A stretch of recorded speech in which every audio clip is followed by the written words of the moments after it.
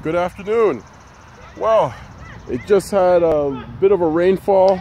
I'm at a park right now, just taking in some time to reflect and relax. And one of the things I want to talk about with my audience this afternoon is the idea that everything comes to understanding that life is not about eyesight as much as it is about mindsight.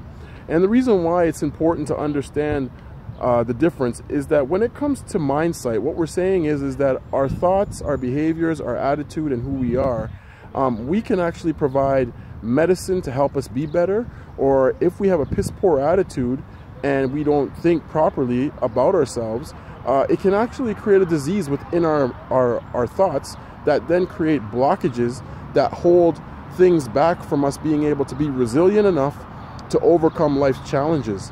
So when we look at our thought process, look at it from the perspective of not so much what we see, but what we think. Because our thoughts are very powerful.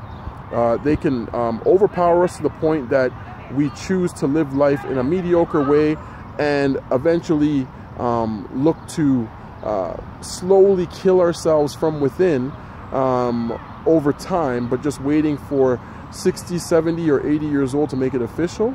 Or we can allow our thoughts to inspire, motivate us, encourage us, and push us beyond our comfort zone to really determine who we are and what we can really do.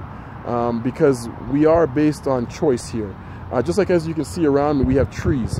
And if you were to look at these trees, none of these trees that were planted, let's say 20, 30, 40 years ago, when the seed was planted, it didn't just sit back and say, okay, I'm going to only grow this tall, or I'm going to grow with these branches. These trees grow with no limits.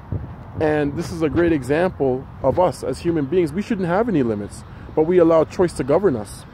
And when choice governs us, it can hold us back or it can make us grow.